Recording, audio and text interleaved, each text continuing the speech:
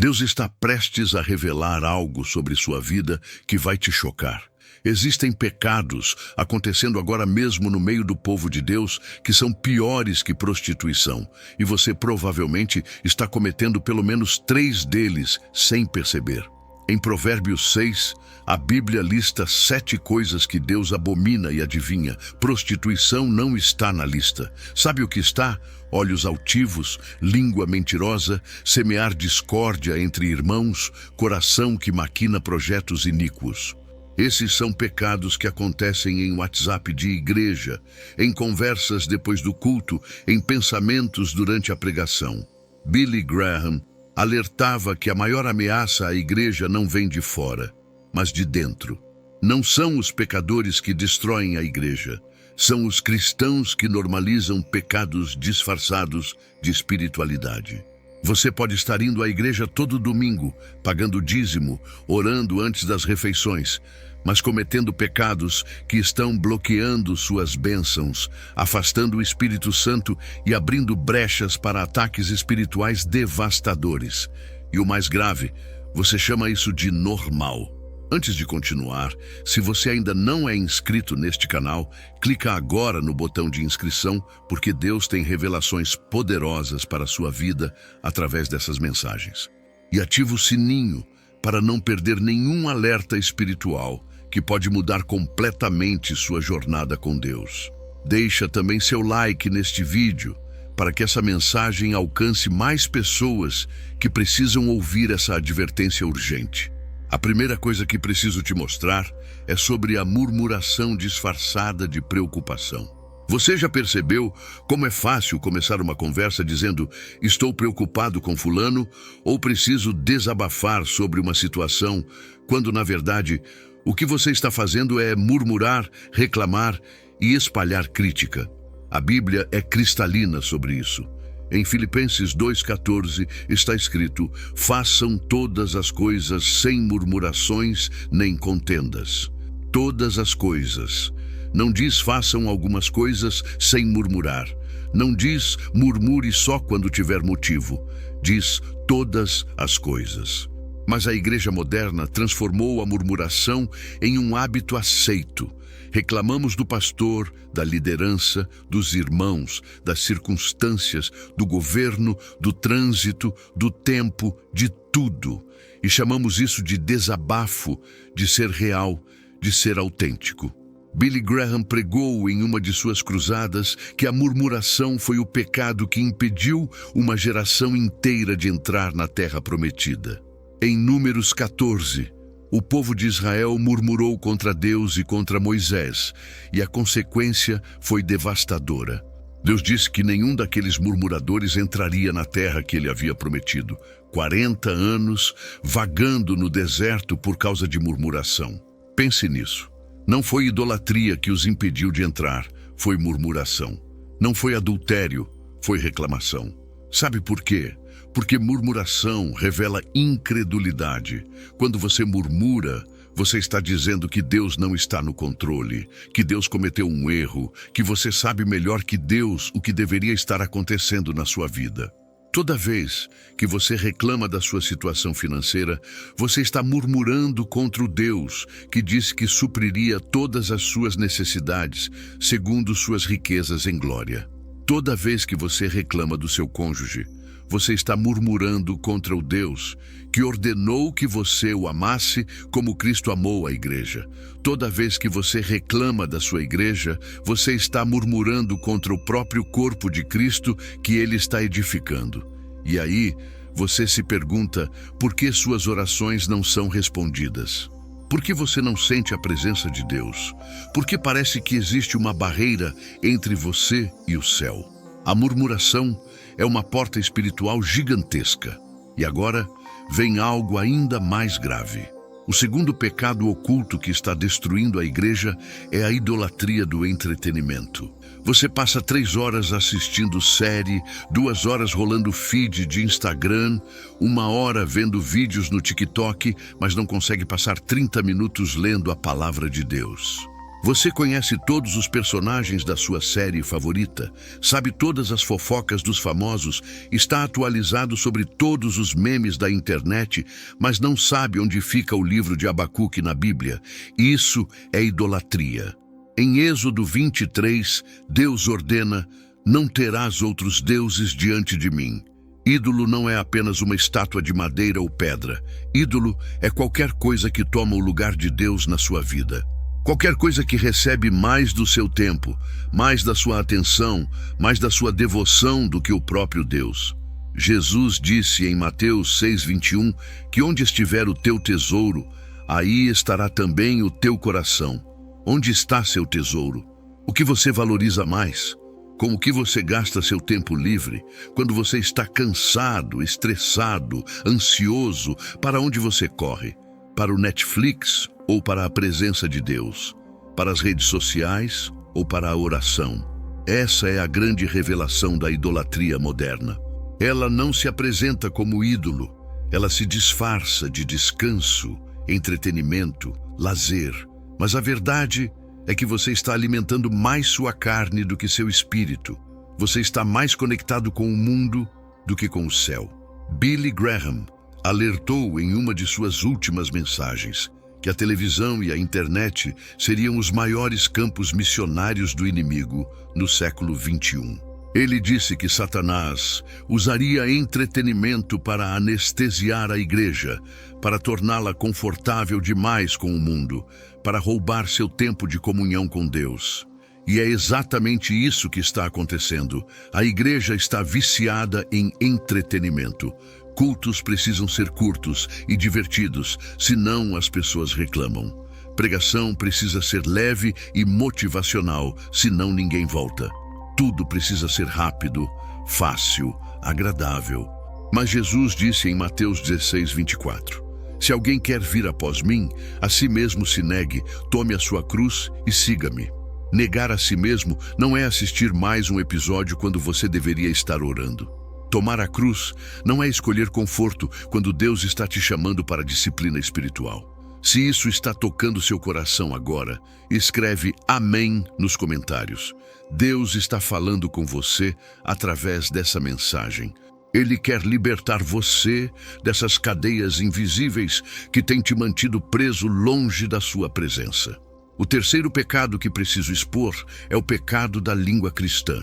Tiago 3:6 diz que a língua é fogo, mundo de iniquidade.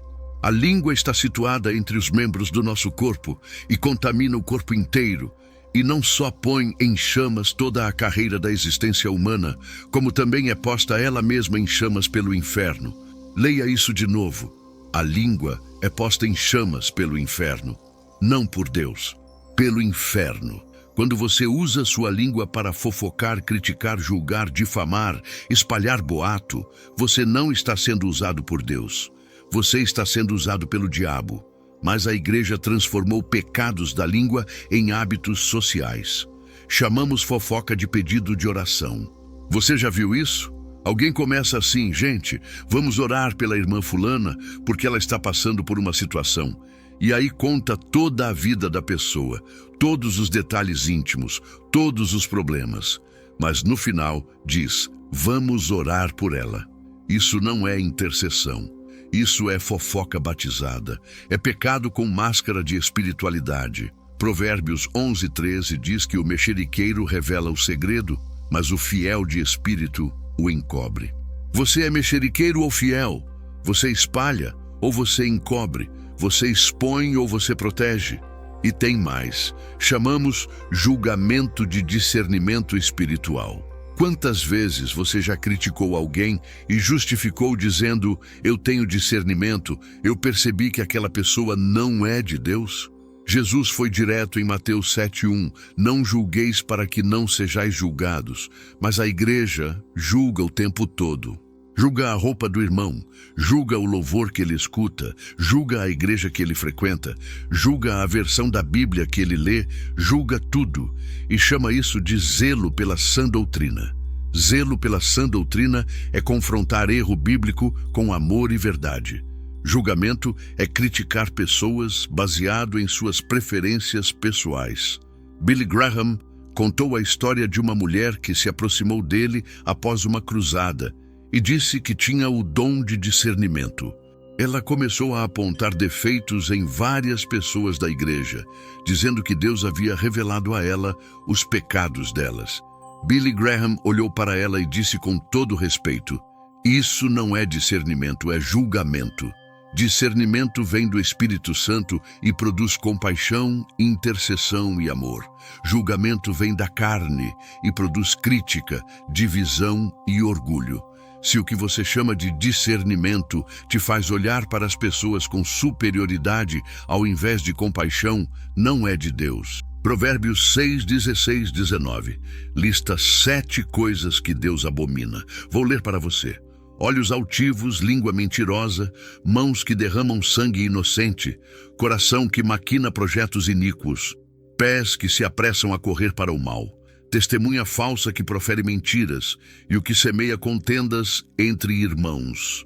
6 dessas 7 coisas envolvem comunicação. A língua mentirosa, testemunha falsa, semear discórdia. Deus abomina mais o mau uso da língua do que muitos pecados que consideramos graves. E você, cristão que vai à igreja fielmente, pode estar praticando diariamente algo que Deus abomina. O quarto pecado que está destruindo vidas espirituais é a desobediência parcial. Esse é perigoso porque parece obediência. Você obedece a Deus em algumas áreas, mas não em outras.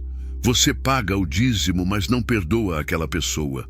Você vai à igreja, mas não se afasta daquele relacionamento que Deus mandou você encerrar. Você ora, mas não obedece o que Deus fala na oração. Isso é o que eu chamo de cristianismo seletivo. Você escolhe quais mandamentos de Deus você vai seguir baseado na sua conveniência. A Bíblia conta a história do rei Saul em 1 Samuel 15. Deus havia ordenado que ele destruísse completamente os amalequitas e tudo o que tinham. Mas Saul poupou o rei Agag e o melhor do gado. Quando o profeta Samuel confrontou Saul, ele disse que havia obedecido a Deus. Trouxe o gado para sacrificar ao Senhor. Parece obediência, não parece? Parece até zelo espiritual. Mas não foi o que Deus mandou. E a resposta de Samuel em versículo 22 é uma das mais importantes de toda a Bíblia. Tem porventura o Senhor tanto prazer em holocaustos e sacrifícios, quanto em que se obedeça à sua palavra? Eis que o obedecer é melhor do que o sacrificar, e o atender melhor do que a gordura de carneiros. Obedecer é melhor que sacrificar. Você pode estar sacrificando tempo, dinheiro, energia em atividades religiosas, mas se você está desobedecendo a Deus em áreas específicas da sua vida, seu sacrifício não tem valor. Deus não quer sua oferta se você está retendo obediência. Ele não quer seu louvor se você está em rebeldia. Ele não quer sua oração se você não está disposto a fazer o que Ele está mandando você fazer. E vem a parte mais chocante. No versículo 23, Samuel diz porque a rebelião é como o pecado de feitiçaria e a obstinação é como a idolatria. Desobedecer a Deus é equiparado à feitiçaria. Ser teimoso em não fazer o que Deus manda é como idolatria. Você acha que está tudo bem porque vai à igreja, porque canta louvores, porque lê a Bíblia, mas existe uma área da sua vida onde Deus tem falado e você tem ignorado. Pode ser um relacionamento que Ele mandou você encerrar. Pode ser um perdão que Ele mandou você conceder. Pode ser uma mudança de emprego que Ele está direcionando. Pode ser uma reconciliação que Ele está pedindo. Pode ser um ministério que Ele está te chamando. E você fica fazendo tudo menos aquilo. Isso é rebeldia disfarçada de atividade religiosa. Billy Graham pregava que a marca do verdadeiro cristianismo não é quanto você sabe da Bíblia, mas quanto você obedece ao que sabe. Quantas dessas portas você reconheceu abertas na sua vida? Seja honesto com Deus e escreve o número nos comentários para criar compromisso de fechá-las. Essa sua sinceridade diante de Deus é o primeiro passo para a libertação espiritual. Agora, preciso falar sobre o quinto pecado. Orgulho espiritual mascarado. Esse é o mais perigoso de todos, porque ataca o próprio coração do Evangelho. Orgulho espiritual é quando você se compara com outros cristãos e se sente superior. Quando você olha para alguém e pensa, eu nunca faria isso, eu sou mais consagrado que aquela pessoa, eu tenho mais conhecimento bíblico. A Bíblia chama isso de justiça própria, e Jesus odiava isso nos fariseus. Em Lucas 18, Jesus contou a parábola de 2 homens que foram orar no templo, um fariseu e um publicano. O fariseu orava assim: ó Deus, graças te dou porque não sou como os demais homens, roubadores, injustos e adúlteros, nem ainda como este publicano. Jejuo 2 vezes por semana e dou o dízimo de tudo quanto ganho. Esse é o orgulho espiritual. Ele estava dizendo a verdade. Ele realmente jejuava e dizimava, mas seu coração estava cheio de soberba. O publicano, por outro lado, nem ousava levantar os olhos ao céu, mas batia no peito dizendo: ó Deus, sê propício a mim, pecador. E Jesus disse que este desceu justificado para sua casa, e não aquele. Por quê? Porque Deus resiste aos soberbos, mas dá graça aos humildes. Tiago 4,6 confirma isso.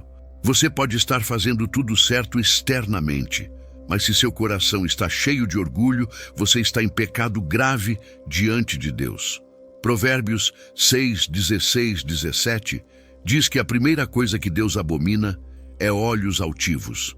Antes de língua mentirosa, antes de mãos que derramam sangue, Deus lista olhos altivos, orgulho. Billy Graham pregou que o orgulho foi o pecado que transformou Lúcifer em Satanás. Foi orgulho que fez ele dizer: eu subirei ao céu, acima das estrelas de Deus exaltarei o meu trono. Foi orgulho que causou a queda do mais belo anjo do céu.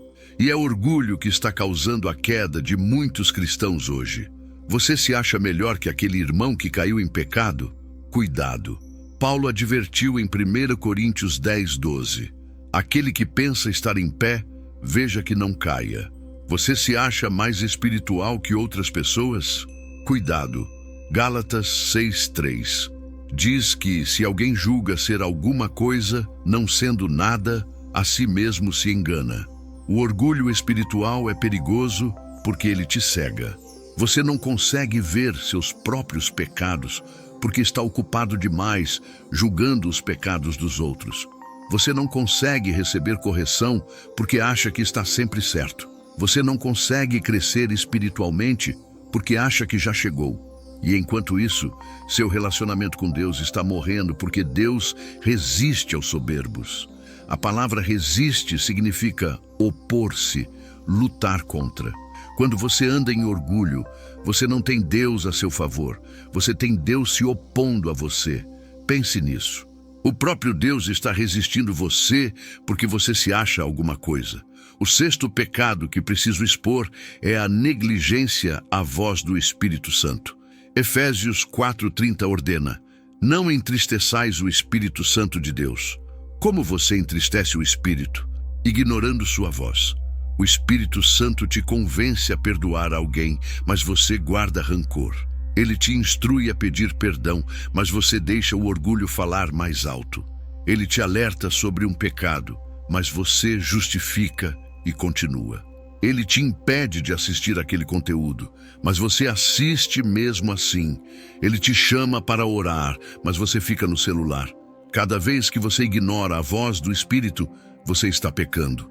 E cada vez que você peca contra a luz que você tem, você endurece seu coração um pouco mais. Hebreus 3, 7, 8 alerta: hoje, se ouvirdes a sua voz, não endureçais os vossos corações. Hoje, não amanhã, não na próxima semana, hoje. Porque cada dia que você desobedece, cada convicção que você ignora, cada alerta espiritual que você despreza, você está construindo um muro entre você e Deus. E chega um momento que você não sente mais nada. Você não tem mais convicção de pecado. Você não ouve mais a voz de Deus. Não porque Deus parou de falar, mas porque você parou de ouvir. 1 Tessalonicenses 5,19 ordena: não extingais o Espírito, Você pode apagar o fogo do Espírito na sua vida através da desobediência sistemática. Billy Graham testemunhou que conheceu muitos cristãos que um dia foram fervorosos, cheios do Espírito, usados por Deus, mas que começaram a ignorar pequenas convicções do Espírito Santo. Primeiro, foi um pequeno compromisso que aceitaram contra a voz de Deus. Depois, foi um relacionamento que mantiveram apesar do alerta interno. Depois, foi um hábito que desenvolveram ignorando a consciência. E aos poucos, a sensibilidade espiritual morreu. Eles ainda iam à igreja, ainda cantavam, ainda oravam, mas não tinha mais vida. Era apenas religião vazia. Se você vai tomar a decisão de fechar essas portas agora, escreve "Eu decido" nos comentários. Seu compromisso público ativa a proteção espiritual. Deus honra quando você toma posição clara contra o pecado. O 7º pecado que está devastando a igreja é a ingratidão sistemática. Filipenses 4:6 ordena: "Não andeis ansiosos de coisa alguma, em tudo, porém, sejam conhecidas diante de Deus as vossas petições, pela oração e pela súplica, com ações de graças." Com ações de graças, não apenas com pedidos, não apenas com súplicas, mas com gratidão. Mas a igreja moderna só sabe pedir. Pede bênção, pede cura, pede emprego, pede prosperidade, pede livramento, mas nunca agradece. Você já parou para contar quantas vezes você pediu algo a Deus na última semana, versus quantas vezes você agradeceu por algo que Ele já fez? 1 Tessalonicenses 5:18 diz: "Em tudo dai graças, porque esta é a vontade de Deus em Cristo Jesus para convosco."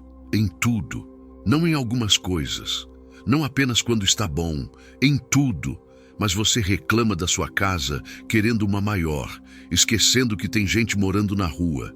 Reclama do seu carro querendo um novo, esquecendo que tem gente andando a pé. Reclama do seu emprego querendo um melhor, esquecendo que tem gente desempregada. Reclama da sua comida, querendo algo mais saboroso, esquecendo que tem gente com fome. E Deus olha para você com tristeza porque você não reconhece as bênçãos que Ele tem te dado. Ingratidão é falta de fé disfarçada. Quando você não agradece pelo que tem, você está dizendo que Deus não está fazendo o suficiente por você, que Ele está devendo algo, que você merece mais do que tem. Mas a verdade é que você não merece nada. Tudo que você tem é misericórdia. Cada dia que você acorda respirando é misericórdia. Cada refeição que você faz é misericórdia. Cada filho saudável é misericórdia. Cada relacionamento é misericórdia. Cada oportunidade é misericórdia. Você não conquistou nada por mérito próprio. Tudo é graça. E sabe o que acontece quando você vive em ingratidão?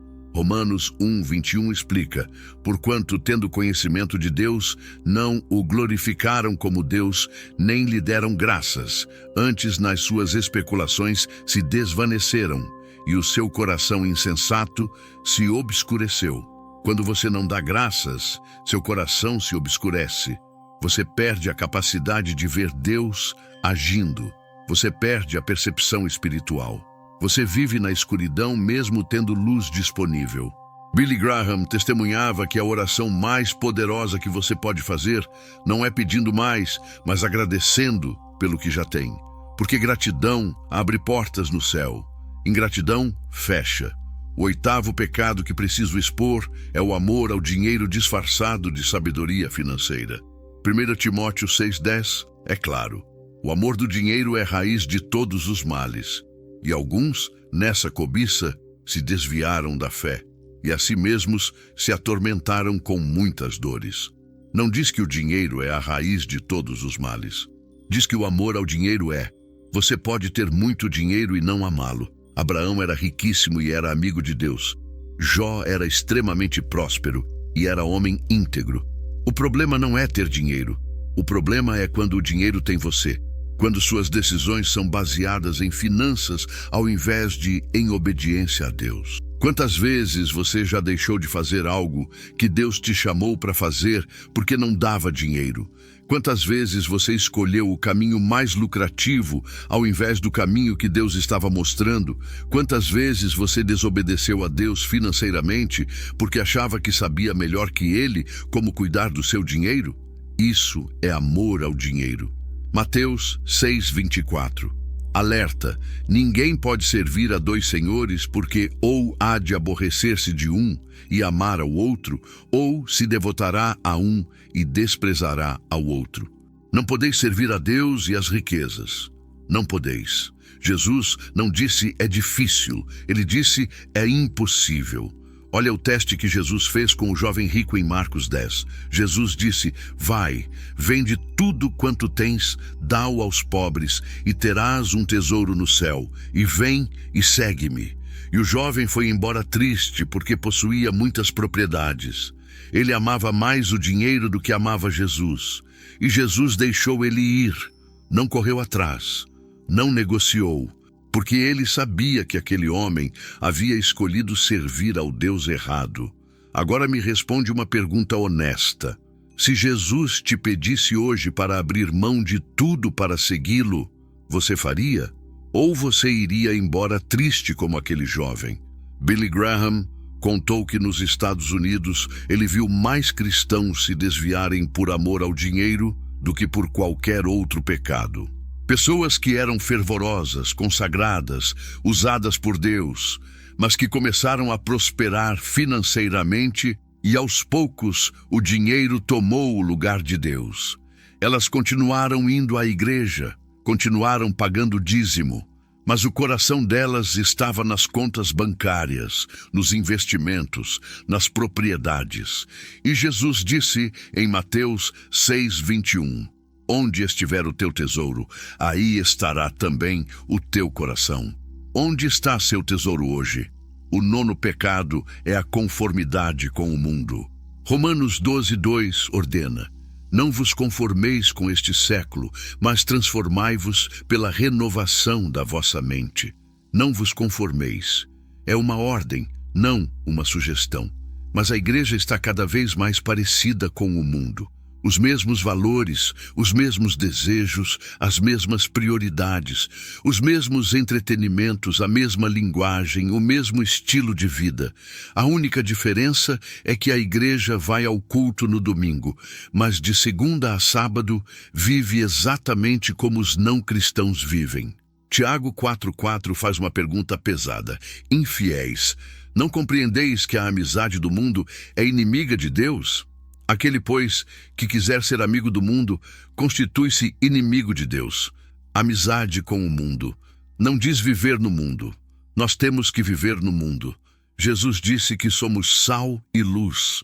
Mas ser amigo do mundo é diferente. É amar o que o mundo ama. É desejar o que o mundo deseja. É valorizar o que o mundo valoriza. É buscar o que o mundo busca. E quando você faz isso, você se torna inimigo de Deus. Você veste as mesmas roupas sensuais que o mundo veste? Você assiste os mesmos filmes imorais que o mundo assiste? Você escuta as mesmas músicas profanas que o mundo escuta? Você fala as mesmas palavras impuras que o mundo fala? Você tem os mesmos sonhos materialistas que o mundo tem? Então você está conformado com o mundo. 1 João 2:15-16. Alerta: não ameis o mundo, nem as coisas que há no mundo. Se alguém amar o mundo, o amor do Pai não está nele, porque tudo que há no mundo, a concupiscência da carne, a concupiscência dos olhos e a soberba da vida, não procede do Pai, mas procede do mundo. Billy Graham pregou que a igreja deveria ser tão diferente do mundo que as pessoas olhassem e perguntassem: o que vocês têm que nós não temos? Mas a realidade é que o mundo olha para a igreja e não vê diferença nenhuma. Mesmos divórcios, mesmas dívidas, mesmos vícios, mesmas ansiedades, mesmos problemas. A única diferença é que a igreja canta sobre a solução no domingo, mas não vive ela durante a semana. Você é sal que perdeu o sabor, luz que está debaixo do alqueire. Ou você está brilhando tão intensamente que o mundo não tem como ignorar Cristo em você? O 10º e último pecado que vou expor hoje é a frieza espiritual normalizada. Apocalipse 3, 15 e 16 traz uma das advertências mais sérias de Jesus para a igreja. Conheço as tuas obras, que nem és frio nem quente. Quem dera fosses frio ou quente. Assim, porque és morno e nem és quente nem frio, estou a ponto de vomitar-te da minha boca. Jesus prefere que você seja frio, que você assuma que não quer nada com Deus, do que ser morno, que é esse cristianismo medíocre que não compromete nada, não muda nada, não transforma nada. Você vai à igreja, mas não tem encontro com Deus. Você ora, mas é apenas repetição de palavras sem intimidade. Você lê a Bíblia, mas não muda nada na sua vida. Você canta, mas não adora. Você está vivo espiritualmente, mas está morto ao mesmo tempo. E o pior é que você normalizou isso. Você acha que todo cristão é assim, que todo mundo vive nessa frieza, que é normal não sentir a presença de Deus, que é normal a Bíblia ser entediante, que é normal a oração ser cansativa, que é normal não ter fome de Deus, mas não é normal.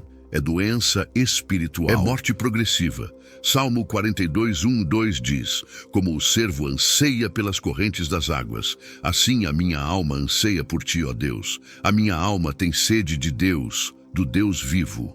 Quando você anseia por Deus dessa forma, quando foi a última vez que sua alma teve sede real de Deus? Não estou falando de emoção manufaturada em um culto. Estou falando de fome genuína de estar na presença dele. Billy Graham dizia que o maior problema da igreja moderna não é perseguição externa, mas apatia interna. Cristãos que perderam o primeiro amor, que se acostumaram com a vida cristã, que transformaram o relacionamento vivo em religião morta. E Jesus advertiu a igreja de Éfeso em Apocalipse 2, 4, 5. Tenho, porém, contra ti que abandonaste o teu primeiro amor. Lembra-te, pois, de onde caíste, arrepende-te e volta à prática das primeiras obras. Se, porém, não te arrependeres, venho a ti e moverei do seu lugar o teu candeeiro. Mover o candeeiro significa remover sua presença. Significa que você pode continuar tendo igreja, culto, programação, mas sem a presença de Deus. Você lembra quando você conheceu Jesus pela primeira vez? Lembra do fogo que havia no seu coração, da alegria de ler a Bíblia, da vontade de orar, do desejo de falar de Jesus para todo mundo, do quebrantamento diante da cruz? Onde está isso hoje? O que aconteceu? Quando você esfriou? Por que você esfriou? E mais importante, você está disposto a voltar? Porque Deus está te chamando hoje para arrependimento.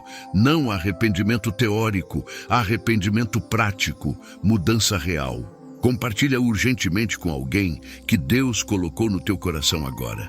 Pode ser que Deus esteja usando você para salvar a vida espiritual dessa pessoa. E me diz nos comentários qual dessas advertências te impactou mais. Seu testemunho pode encorajar outro irmão que está passando pela mesma luta. E se você ainda não é inscrito, inscreve-se agora, porque Deus tem muito mais revelações para a sua vida através deste canal. Agora, eu preciso fazer um apelo final ao seu coração. Esses 10 pecados que expus hoje não são teorias teológicas. São realidades espirituais que estão acontecendo agora mesmo na vida de milhares de cristãos que amam a Deus, mas estão cegos para essas áreas de desobediência. Murmuração, idolatria do entretenimento, pecados da língua, desobediência parcial, orgulho espiritual, negligência à voz do Espírito Santo, ingratidão, amor ao dinheiro, conformidade com o mundo, frieza espiritual normalizada. Quantos desses você reconheceu na sua vida hoje? Seja honesto com Deus agora. Não adianta enganar a si mesmo. Deus já sabe. Ele só está esperando que você reconheça e se arrependa. A Bíblia promete em 1 João 1:9 que se confessarmos os nossos pecados, Ele é fiel e justo para nos perdoar os pecados e nos purificar de toda injustiça. Confessarmos, não escondermos, não justificarmos, não minimizarmos, confessarmos. Reconhecer diante de Deus que você pecou, que você errou, que você precisa de misericórdia.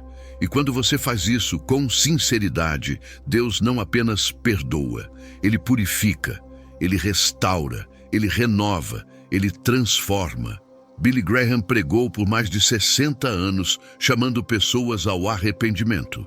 E ele dizia que o arrependimento verdadeiro tem 3 elementos: reconhecimento do pecado, tristeza genuína por ter ofendido a Deus e decisão de mudar de direção. Não adianta reconhecer o pecado e continuar nele. Não adianta sentir tristeza e não fazer nada diferente. Arrependimento bíblico é mudança de mente que resulta em mudança de vida. Você está disposto a isso hoje? Você está disposto a fechar essas portas espirituais? Você está disposto a obedecer a Deus, mesmo quando for difícil, mesmo quando for contra a sua vontade, mesmo quando custar algo? Eu vou fazer uma oração agora e eu quero que você ore comigo em voz alta, onde você estiver. Não importa se tem alguém perto. Não importa se você está no ônibus, no trabalho, em casa. Deus está ouvindo seu coração e essa oração pode mudar sua vida agora mesmo. Ore comigo. Senhor Jesus, eu reconheço diante de Ti que sou pecador. Eu reconheço que tenho cometido pecados que eu nem percebia que eram pecados. Eu tenho murmurado, reclamado, julgado, desobedecido, me conformado com o mundo, vivido em frieza espiritual. Eu tenho amado outras coisas mais do que Te amei. Eu tenho dado mais atenção ao mundo do que à Tua palavra. Eu tenho ignorado a voz do Teu Espírito Santo. Perdoa-me, Senhor. Purifica-me. Renova-me. Eu tomo a decisão hoje de fechar todas essas portas espirituais que estavam abertas na minha vida. Eu renuncio à murmuração, à fofoca, ao julgamento, ao orgulho, à desobediência, à ingratidão, ao amor ao dinheiro, à conformidade com o mundo, à frieza espiritual.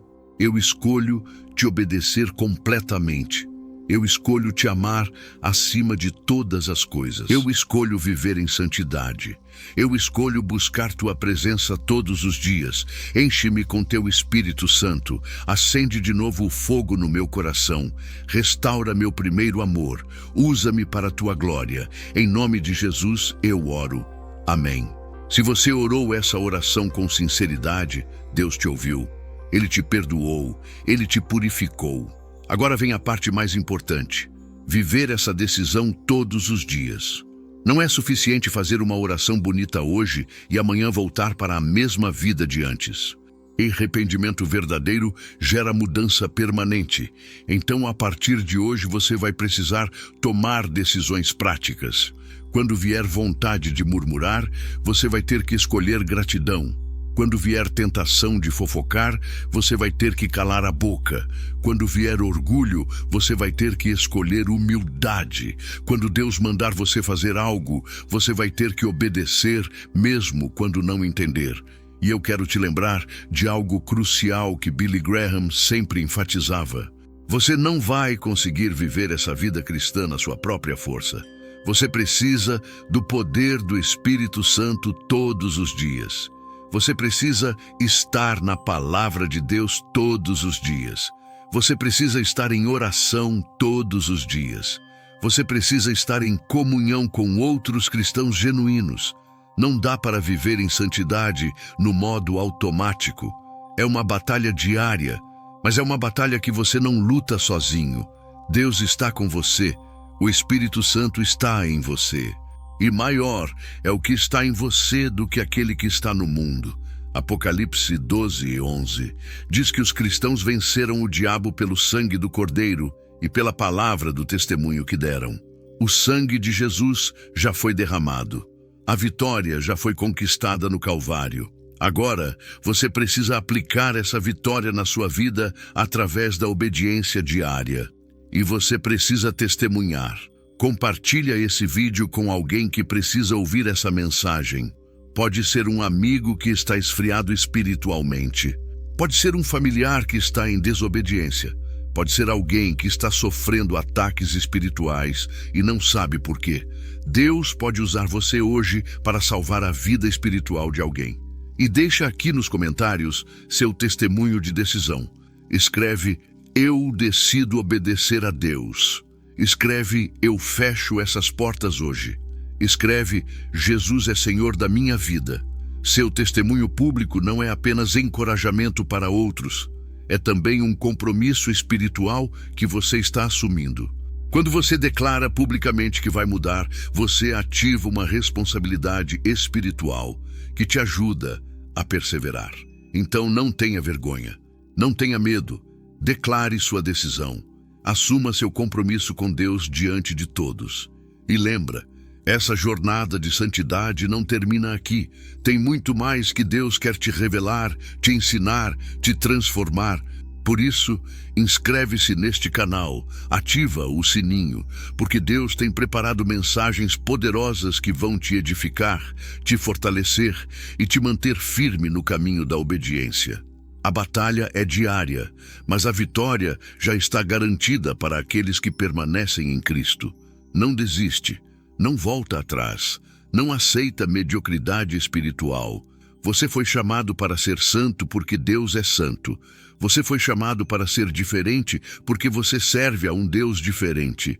E hoje é o dia da sua decisão. Que Deus te abençoe, te guarde, te fortaleça e te use poderosamente para a sua glória. Em nome de Jesus. Amém.